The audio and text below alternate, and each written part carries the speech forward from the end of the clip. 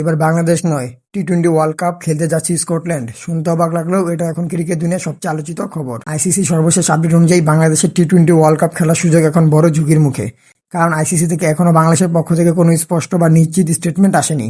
আগে বলা হয়েছিল যে 20 জানুয়ারির মধ্যে একটি ডেডলাইন থাকবে, কিন্তু সেই সময় পেরিয়ে গেলেও বাংলাদেশের অবস্থান পরিষ্কার হয়নি। এর ফলে আইসিসি বাধ্য হয়ে বিকল্প ভাবতে শুরু করেছে।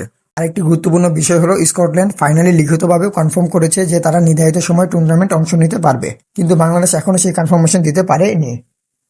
এমনকি শোনা যাচ্ছে ভিসা ও ট্রাভেল সংক্রান্ত জটিলতার কারণে বাংলাদেশ ভারতের ভেন্যুতে সময়মতো পৌঁছতে পারবে কিনা সেটাও অনিশ্চিত।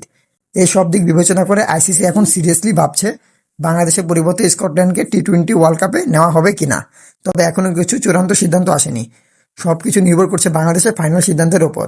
এখন প্রশ্ন হলো, আপনি কি মনে করেন বাংলাদেশের এই সিদ্ধান্ত দেরিতে নেওয়া ঠিক হয়েছে? আপনার মতে আইসিসির এই সিদ্ধান্ত কতটা যৌক্তিক? কমেন্টে আপনার মতামত অবশ্যই জানান। চ্যানেলটি সাবস্ক্রাইব করুন, ভিডিওটি লাইক করুন, আর নতুন আপডেটের জন্য নোটিফিকেশন বেল অন করে রাখুন। ধন্যবাদ।